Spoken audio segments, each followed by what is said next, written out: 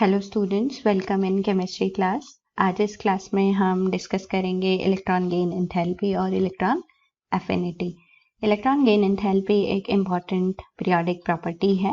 इसको हम कैसे डिफाइन करेंगे, साथ में ये किन फैक्टर्स पे डिपेंड करेगी और किस तरह से वेरी करेगी along the period and down the group, ये सब हम इस टॉपिक में डिस्कस करने वाले हैं।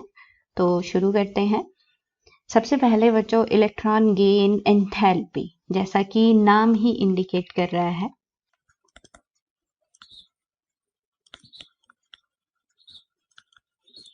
कि क्या चीज है, ये एंथैल्पी है। एंथैल्पी का मतलब क्या होता है बच्चों? एंथैल्पी जब आपसे कोई पूछता है तो इसका मतलब है हीट चेंज। अब हीट चेंज कैसे होगी? हीट चेंज मतलब हीट इज आइदर एब्जॉर्ब्ड और हीट इज इवॉल्व्ड। तो जब हीट एब्जॉर्ब होती है, जनरली हम इस हीट चेंज को डेल्टा एच के साइन से डिनोट करते हैं, और जब हीट एब्जॉर्ब होगी तो हम डेल्टा एच पॉजिटिव लिखते हैं और बोलते हैं कि ये एंडोथर्मिक प्रोसेस है या एंडोथर्मिक रिएक्शन है। और जब हीट इवॉल्व होती है तो हम डेल्टा एच नेगेटिव शो करते हैं और प्रोसेस को बोलते हैं एक्सोथर्मिक प्रोसेस। मतलब हीट चेंज हमारा दो तरह से हो सकता है, आइदर हीट इज एब्जॉर्ब्ड और हीट इज इवॉल्व्ड। मतलब आपके पास प्रोसेस एक्सोथर्मिक हो सकता है या एंडोथर्मिक हो सकता है। अब ये हीट चेंज कब हो रही है? जब इलेक्ट्रॉन कोई एटम गेन कर रहा है। अब इलेक्ट्रॉन गेन करते हुए हीट चेंज कैसे हो रही है, हम इसको और अच्छी तरह से समझते हैं इस फिगर से। मान लो हमारे पास एक एटम है, सपोज यहाँ पर न्यूक्लियस, और आपको पता है न्यूक्लियस पे पॉजिटिव चार्ज क्यों होता है? पॉजिटिव चार्ज क्योंकि न्यूक्लियस में प्रोटॉन्स और न्यूट्रॉन्स होते हैं, न्यूट्रॉन्स तो न्यूट्रल है। तो हमारे पास जो चार्ज है वो किसके कारण है? सिर्फ प्रोटॉन्स के कारण। और ये जो है हमारे पास शेल्स हैं कि आप एटॉमिक स्ट्रक्चर से तो फेमिलियर है ना, तो इनके एलएम शेल्स में क्या होंगे? इलेक्ट्रॉन्स। और ये जो इलेक्ट्रॉन्स हैं, ये न्यूक्लियस क्या करता है? इन इलेक्ट्रॉन्स को अपनी तरफ अट्रैक्ट करके रखता है। अब मान लो बच्चों, हमारे पास एक इलेक्ट्रॉन प्रेजेंट है eight infinite distance from this nucleus. तो क्या होगा? इस न्यूक्लियस में और इस इलेक्ट्रॉन में कोई रिलेशन नहीं है आपस में, तो इस समय यहाँ पे एनर्जी क्या है? 0 है। लेकिन मान लो ये इलेक्ट्रॉन को हम न्यूक्लियस के नजदीक लाते हैं, तो क्या होगा? धीरे धीरे इस न्यूक्लियस में और इस इलेक्ट्रॉन में क्या होगा? इंटरेक्शन डेवलप होना शुरू होगा। ये न्यूक्लियस इस इलेक्ट्रॉन को अपनी तरफ अट्रैक्ट करना शुरू करेगा। अब मान लो ये जो इलेक्ट्रॉन है, ये इस शेल में हम ऐड कर देते हैं, तो इस समय यहाँ पर जो अट्रैक्शन है इस इलेक्ट्रॉन में और न्यूक्लियस में क्या होगी? मैक्सिमम होगी। और इस अट्रैक्शन के कारण यहाँ से एनर्जी रिलीज होगी। और ये जो एनर्जी रिलीज हो रही है ना, उसको हम बोलते हैं इलेक्ट्रॉन गेन एंथैल्पी। ठीक है ना? अब आप इसकी प्रॉपर डेफिनेशन कैसे दोगे? अब यहाँ पर हमारे पास ये जो एटम है, किसी भी एलिमेंट का सॉलिड स्टेट में तो है नहीं, एक्चुअली ये गैसियस स्टेट में हम लेते हैं। तो आप बोलोगे कि electron gain enthalpy is amount of heat change, amount of heat change. और यहाँ पर आप क्या ऑब्जर्व कर रहे हो?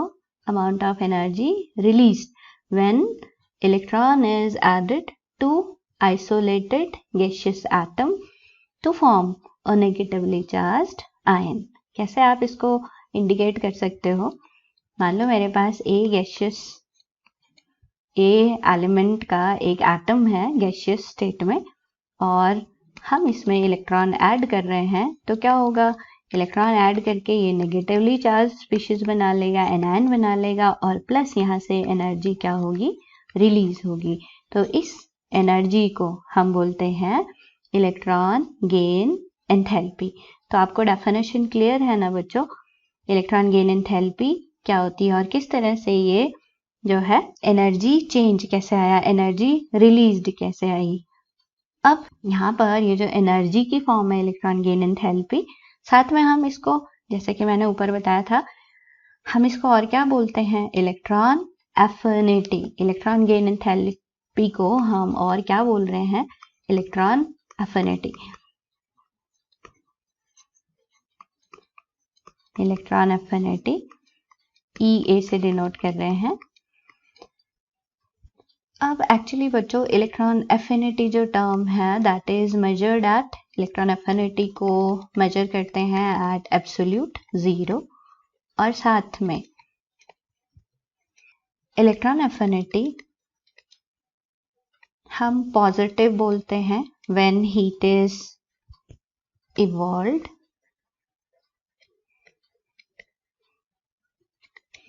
और इलेक्ट्रॉन एफिनिटी हम नेगेटिव बोलते हैं व्हेन हीट इज एब्सॉर्ब्ड। अब ये जो हीट एब्सॉर्ब्ड और इवॉल्व्ड के लिए बच्चों हमने पॉजिटिव और नेगेटिव साइन लगाए हैं ना, ये बिल्कुल हमारी जो थर्मोडायनामिक्स में हम for convenience delta H positive negative लेते हैं ना, उससे क्या है ये अपोजिट है। आपको ऊपर मैंने बताया था ना कि डेल्टा एच पॉजिटिव लेते हैं हम व्हेन हीट इज एब्सॉर्ब्ड, यहाँ पे नेगेटिव है, और डेल्टा एच नेगेटिव लेते हैं व्हेन हीट इज इवॉल्व्ड, तो यहाँ पे ये क्या है पॉजिटिव है। तो इन दोनों जो है टर्म्स की वजह से हम क्या करते हैं, हम बजाय इलेक्ट्रॉन एफिनिटी के हम इलेक्ट्रॉन गेन एंथैल्पी लेते हैं। अब इलेक्ट्रॉन गेन एंथैल्पी और इलेक्ट्रॉन एफिनिटी वैसे इस रिलेशन से आपस में रिलेटेड हैं। ये रिलेशन आपका इस तरह से है, minus electron affinity minus 5/2 RT, या जो आप कह सकते हो इलेक्ट्रॉन जो एफिनिटी है वो क्या है, इलेक्ट्रॉन गेन एंथैल्पी से बड़ी है, और कितनी बड़ी है बाय दिस टर्म 5/2 RT से। लेकिन अगर इसको हम कैलकुलेट करते हैं ना, तो ये वैल्यू जो है लगभग 2.247 किलो जूल पर मोल आती है, और जनरली हम क्या कर लेते हैं, इस वैल्यू को निगलेक्ट कर लेते हैं। तो हम आम तौर पर इलेक्ट्रॉन गेन एंथैल्पी जो है माइनस इलेक्ट्रॉन एफिनिटी ले लेते हैं, मतलब एक दूसरे के अपोजिट इनके साइन जाएंगे। अगर हम इलेक्ट्रॉन गेन एंथैल्पी पॉजिटिव बोलते हैं तो इलेक्ट्रॉन एफिनिटी नेगेटिव जाएगी, या इलेक्ट्रॉन एफिनिटी अगर पॉजिटिव है तो इलेक्ट्रॉन गेन एंथैल्पी नेगेटिव जाएगी। ठीक है ना, तो आपने रिलेशन याद रखना है। अब नेक्स्ट बात करते हैं हम सक्सेसिव इलेक्ट्रॉन गेन एंथैल्पी की। अब सक्सेसिव इलेक्ट्रॉन गेन एंथैल्पी क्या होती है?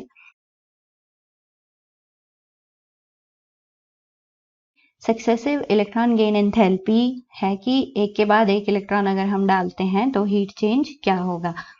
तो heat change taking place when electron is added one after other. तो ये हीट चेंज कैसा होगा, चलो समझते हैं इसको भी। मान लो मेरे पास कोई एटम है, सपोज मैंने ऑक्सीजन का एक एटम ले लिया गैसियस स्टेट में, और हम इसमें एक इलेक्ट्रॉन ऐड कर रहे हैं। तो क्या होगा बच्चों, इलेक्ट्रॉन ऐड होगा, ये नेगेटिवली चार्ज आयन बनेगा, एनायन बनेगा, और साथ में यहाँ से एनर्जी क्या होगी, रिलीज होगी। तो यहाँ पर मैं क्या लिख दूंगी, एनर्जी रिलीज प्लस एनर्जी, और हम कह देंगे कि डेल्टा इलेक्ट्रॉन गेन एंथैल्पी कैसी है, यहाँ पर एनर्जी रिलीज हो रही, तो इलेक्ट्रॉन गेन एंथैल्पी नेगेटिव है। तो मैं इसको ऐसे लिख सकती हूँ ना, इलेक्ट्रॉन गेन एंथैल्पी नेगेटिव। लेकिन क्या होगा जब हम सेकेंड इलेक्ट्रॉन, ये तो फर्स्ट इलेक्ट्रॉन गेन एंथैल्पी होगी, क्या होगा जब हम सेकेंड इलेक्ट्रॉन ऐड करेंगे इसमें। तो अभी मेरे पास O नेगेटिव है, एक और इलेक्ट्रॉन हम डाल रहे हैं, O2 नेगेटिव बनेगा गैसियस स्टेट में, लेकिन हीट चेंज कैसा होगा। अब बच्चों आपने यहाँ पे ध्यान से समझना है, सेकेंड इलेक्ट्रॉन गेन एंथैल्पी। अब एक्चुअली ऑक्सीजन के पास जो है पहले ही नेगेटिव चार्ज है, ठीक है ना, और हम फिर से एक इलेक्ट्रॉन यहाँ पे डाल रहे हैं। अब इलेक्ट्रॉन नेगेटिव इलेक्ट्रॉन फिर से हम डाल रहे हैं, तो क्या होगा यहाँ पर, इलेक्ट्रॉन में रिपल्शन शुरू हो जाएगी। और क्या ये इजीली ऐड कर सकते हैं जब रिपल्शन होगी, नहीं, इजीली ऐड तो कर ही नहीं सकता है। तो इसका मतलब हमें यहाँ पर साथ में इलेक्ट्रॉन ऐड करने के लिए प्लस एनर्जी भी देनी पड़ेगी। इसका मतलब पहले मैं एनर्जी यहाँ लिख रही थी ना, अब मैं एनर्जी यहाँ लिख रही हूँ। एनर्जी हमें साथ में देनी पड़ रही है कि भाई इलेक्ट्रॉन यहाँ पे ऐड ही हमने करना है, तो एनर्जी क्या हो रही है यहाँ पर, एब्जॉर्ब हो रही है। तो हम इलेक्ट्रॉन गेन एंथैल्पी कैसे लिखेंगे, पॉजिटिव। ठीक है, तो सेकेंड इलेक्ट्रॉन गेन एंथैल्पी कैसी आएगी, पॉजिटिव। इसी तरह से मान लो हमने थर्ड इलेक्ट्रॉन भी ऐड करना है, तो अगेन वहां पर भी रिपल्शंस आएंगी, और रिपल्शंस के कारण हमें फिर से अगर इलेक्ट्रॉन ऐड करना ही है तो एनर्जी सप्लाई करनी पड़ेगी। तो हमारे पास इलेक्ट्रॉन गेन एंथैल्पी फिर से क्या आने वाली है, पॉजिटिव। तो आपने याद रखना है बच्चों, फर्स्ट इलेक्ट्रॉन गेन एंथैल्पी तो क्या होगी, नेगेटिव, लेकिन सेकेंड इलेक्ट्रॉन गेन एंथैल्पी ये जो है हमेशा क्या होती है, positive. It is always positive. ठीक है ना। तो इस तरह से ये है हमारी सक्सेसिव इलेक्ट्रॉन गेन एंथैल्पी। अब जनरली इस इलेक्ट्रॉन गेन एंथैल्पी को हम मेजर करते हैं, एनर्जी की फॉर्म है तो मेजर करेंगे किसमें बच्चों, किलो जूल पर मोल में, या हम मेजर करेंगे किलो कैलोरीज पर मोल में, या हम मेजर करेंगे इलेक्ट्रॉन वोल्ट पर एटम में। ठीक है ना। और इनमें रिलेशन क्या है, 1 electron volt per atom is equal to 96.49 kilo joule per mole, और 1 electron volt is equal to 23.06 kilo calories per mole. ये आपको याद रखने हैं। नेक्स्ट बात करेंगे हम factors on which this electron gain enthalpy depends.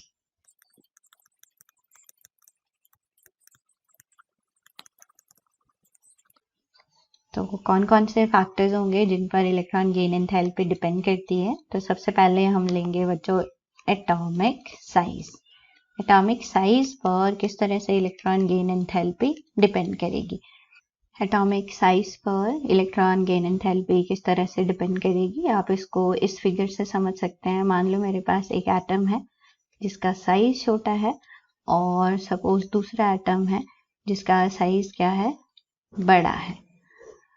अब बच्चों अगर साइज छोटा है तो न्यूक्लियस का इलेक्ट्रॉन्स पे इन्फ्लुएंस क्या रहेगा, ज्यादा रहेगा, और साथ में वो इनकमिंग इलेक्ट्रॉन को भी इजीली अपनी तरफ अट्रैक्ट करेगा।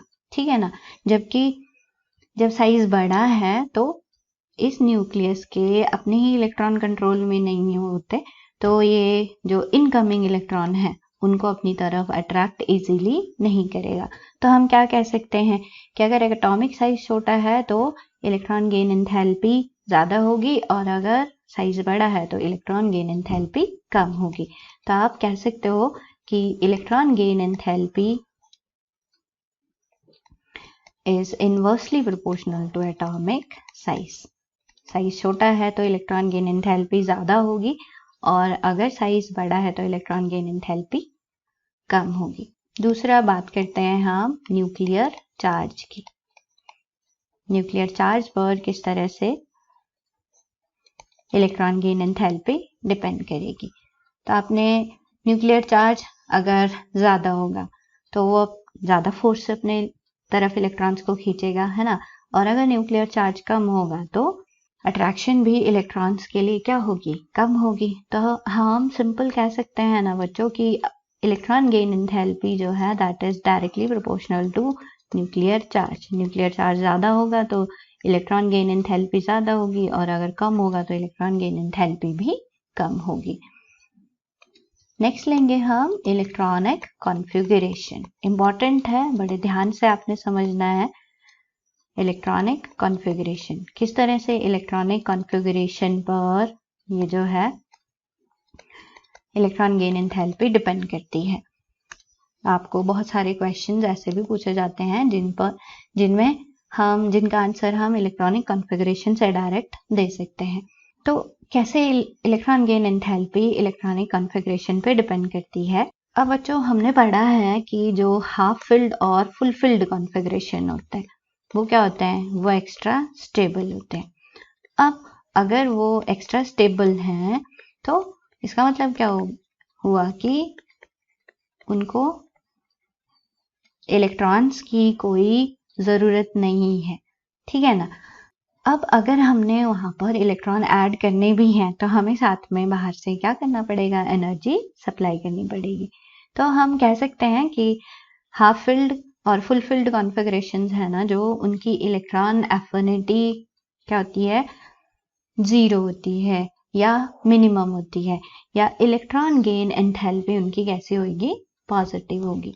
तो आपने इलेक्ट्रॉन गेन एंथैल्पी, क्योंकि एनर्जी की फॉर्म में हमने ऊपर पढ़ा ना कि इसको हम पॉजिटिव नेगेटिव की फॉर्म में देंगे, तो जब भी इलेक्ट्रॉन गेन एंथैल्पी ज़्यादा मैं कह रही हूँ तो इसका मतलब एनर्जी इवॉल्व होगी, इलेक्ट्रॉन गेन एंथैल्पी मैं कम कह रही हूँ तो इसका मतलब जो हीट चेंज है कम का मतलब जो है वो पॉजिटिव की तरफ हो सकता है, ठीक है ना। तो हाफ फिल्ड और फुल फिल्ड कॉन्फ़िगरेशन जहाँ पे हैं वहाँ पे इलेक्ट्रॉन गेन एंथैल्पी जनरली कैसी होगी, पॉजिटिव होगी या बहुत कम होगी। तो ये तो था फैक्टर्स जिन पर इलेक्ट्रॉन गेन एंथैल्पी डिपेंड करती है। नेक्स्ट हम बात करेंगे वेरिएशंस की। पीरियोडिक ट्रेंड भी हम बोलते हैं, तो किस तरह से ये इलेक्ट्रॉन गेन एंथैल्पी वेरी करेगी इन अ पीरियड और डाउन द ग्रुप। तो वेरिएशन ले लेते हैं हम, variation of electron gain enthalpy in a period. अब पीरियड तो आपको पता ही है ना बच्चों, क्या होते हैं, horizontal rows, they are period. तो पीरियड में कैसे वेरी करेगी, तो हम एक एग्जांपल ले लेते हैं और उससे समझते हैं। सपोज मेरे पास सेकंड पीरियड के एलिमेंट है। सेकंड पीरियड के एलिमेंट कौन से होंगे, जैसे लिथियम है मेरे पास, beryllium, boron, carbon, nitrogen, oxygen और फ्लोरीन सेकंड पीरियड के एलिमेंट है। अब जब हम सेकंड पीरियड में मान लो मूव कर रहे हैं फ्रॉम लेफ्ट टू राइट, तो साइज क्या हो रहा है बच्चों, एटॉमिक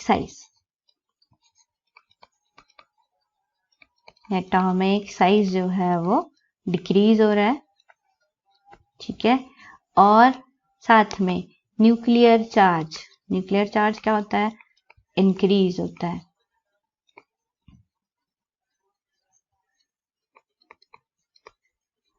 तो ये दोनों फैक्टर्स फेवर कर रहे हैं कि इलेक्ट्रॉन गेन एंथैल्पी क्या होगी, इंक्रीज होगी। तो as we move from left to right in a period, electron gain enthalpy that increases. अब इलेक्ट्रॉन गेन एंथैल्पी इंक्रीज होने का मतलब क्या हुआ बच्चों, it becomes negative, more and more negative. आपने ये याद रखना है, मोर एंड मोर नेगेटिव। तो ये तो थी variation in a period. Next लेंगे हम वेरिएशन इन ए ग्रुप।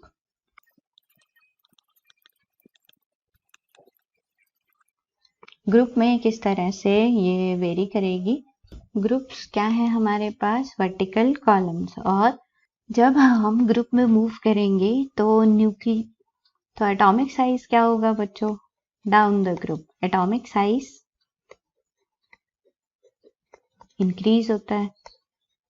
और एटॉमिक साइज अगर इंक्रीज हो रहा है तो इलेक्ट्रॉन गेन एंथैल्पी क्या होगी, डिक्रीज होती जाएगी। तो इलेक्ट्रॉन गेन एंथैल्पी आपने याद रखना है, electron gain enthalpy decreases down the group. अब बात करते हैं कुछ एक्सेप्शनल बिहेवियर्स की।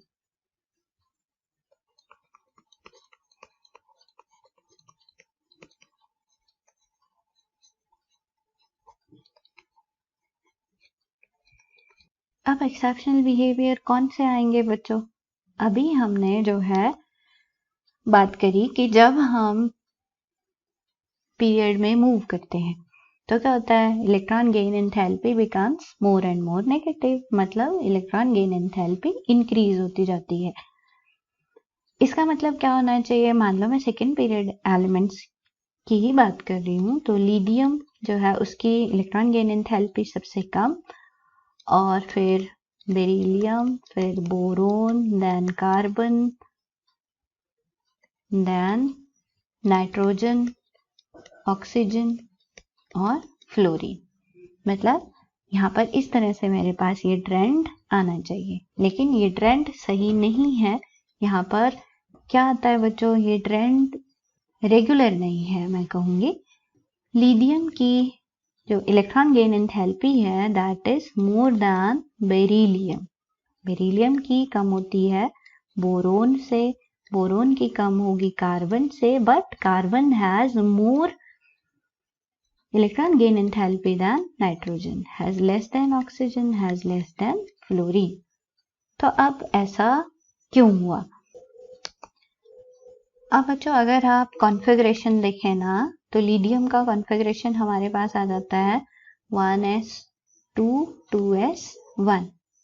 अब इसको जो है यहाँ पर 2s को फुलफिल होने के लिए कितने इलेक्ट्रॉन चाहिए? 2। ये इजीली एक्सेप्ट कर लेगा ना। तो यहाँ पर क्योंकि इसको एक ही इलेक्ट्रॉन चाहिए अपना फुलफिल्ड कॉन्फ़िगरेशन लाने के लिए, तो ये इजीली एक्सेप्ट कर लेगा। मतलब इसकी इलेक्ट्रॉन गेन एंथैल्पी क्या होगी? नेगेटिव होगी, या आप कहोगे ज्यादा होगी। लेकिन व्हाट अबाउट दिस बेरिलियम?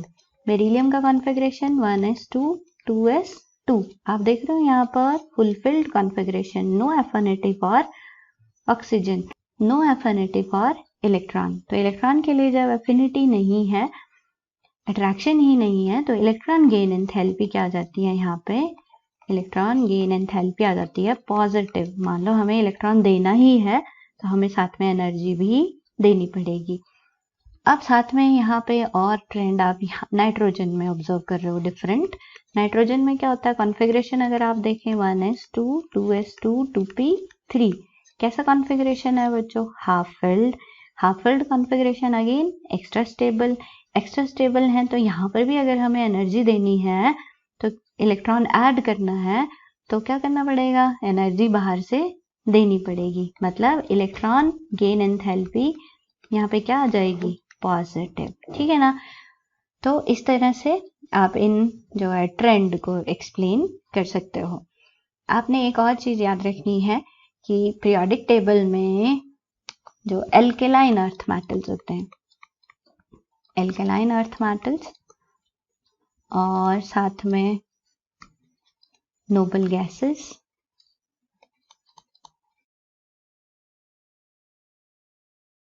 और साथ में नाइट्रोजन,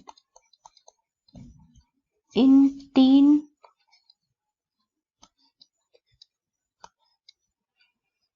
ग्रुप्स की जो इलेक्ट्रॉन गेन एंथैल्पी है ना, वो पॉजिटिव आएगी।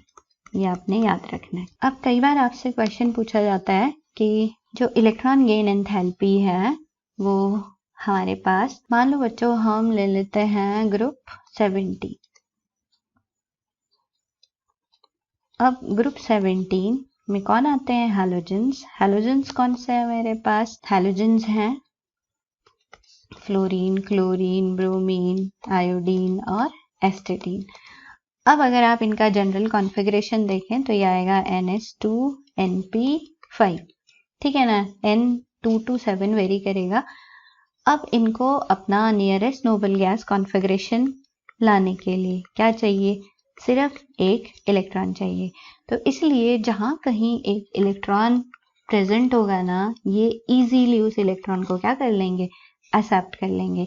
मतलब they have high affinity for the electrons, और यहाँ पर एनर्जी क्या होगी? हमेशा रिलीज होगी। इसलिए इलेक्ट्रॉन गेन एंथैल्पी ग्रुप 17 की क्या होगी? हमेशा ही नेगेटिव होगी। अब जब हम ग्रुप की बात कर रहे हैं तो यहाँ पे क्या ट्रेंड आना चाहिए हमारे पास कि फ्लोरीन हैज, क्योंकि down the group electron gain enthalpy क्या होती है? डिक्रीज होती है। तो हमारे पास ट्रेंड आना चाहिए fluorine has more electron gain enthalpy than chlorine. Chlorine की ज्यादा होगी ब्रोमीन से और ब्रोमीन की ज्यादा होगी आयोडीन से। लेकिन ये जो ट्रेंड है ये बिल्कुल गलत है। यहाँ पर हमारे पास chlorine has more electron affinity than fluorine, फिर ब्रोमीन और फिर आयोडीन। ये ट्रेंड आएगा। अब ऐसा क्यों? तो ये वाला एक्सेप्शनल बिहेवियर आपने याद रखना है बच्चों। ग्रुप नंबर 15, 16 और 17 में क्या होता है?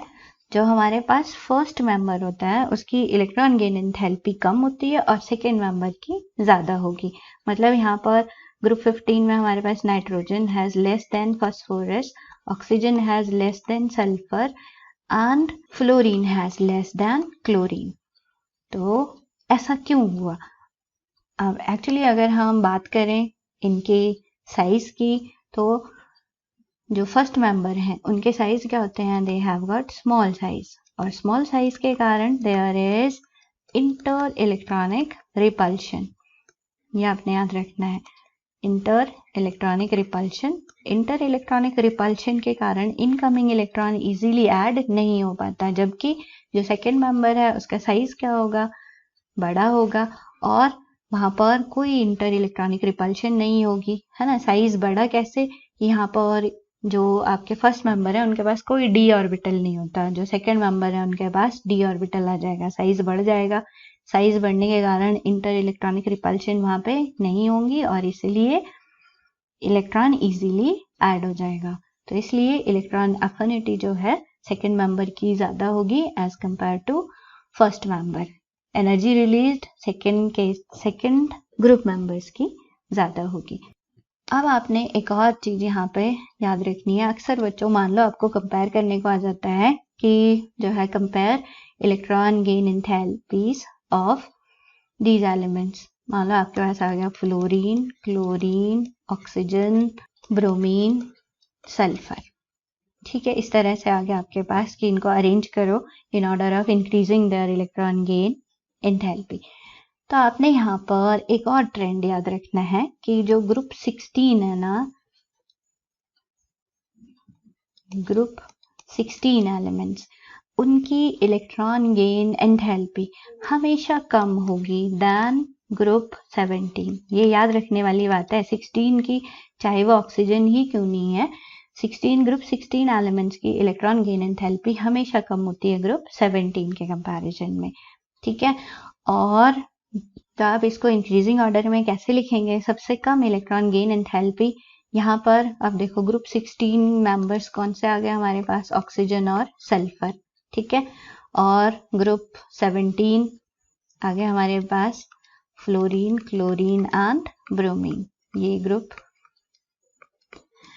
17 आ गए। तो ग्रुप 16 की तो हमेशा कम होगी, मतलब ऑक्सीजन और सल्फर की। ऑक्सीजन और सल्फर में भी ऑक्सीजन की कम होगी, फिर सल्फर की, और फ्लोरीन, क्लोरीन, ब्रोमीन में कम होगी किसकी? ब्रोमीन की, फिर हमारे पास फ्लोरीन की, और सबसे ज्यादा होगी इसकी क्लोरीन की।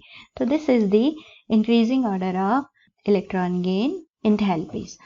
और साथ में आपने एक और चीज याद रखनी है बच्चों, ग्रुप 16 में भी जो ऑक्सीजन है ना, सल्फर की सबसे ज्यादा होगी, देन सेलेनियम की ज्यादा होगी, टेल्यूरियम की ज्यादा होगी, पोलोनियम, और पोलोनियम की ज्यादा होगी ऑक्सीजन से। मतलब ऑक्सीजन यहाँ पर लास्ट में चले जाता है ग्रुप 16 के अंदर। और एक और एक्सेप्शनल बिहेवियर आपको याद रखना है ग्रुप 15 के अंदर।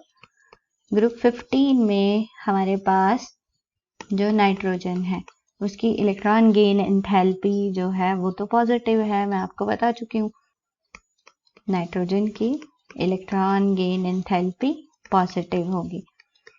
लेकिन जो और मेंबर्स हैं, फास्फोरस, आर्सेनिक, एंटीमनी और बिस्मिथ, ये जो मेंबर्स हैं यहाँ पर electron gain enthalpy down the group increase होती है। ये आपने याद रखना है। It becomes more and more negative from phosphorus to bismuth. ठीक है ना। तो ये यहाँ पर नाइट्रोजन के केस में -74 हो जाती है, 70 -77, और यहाँ पे आते आते ये हो जाती है 110, यहाँ पे 101। तो इस तरह से इलेक्ट्रॉन गेन एंथैल्पी ग्रुप 15 की डाउन द ग्रुप इंक्रीज होती है। तो ये तो थे exceptional behaviour. So that's all about electron gain enthalpy. I hope आपको समझ आ गया होगा। So that's all, thank you.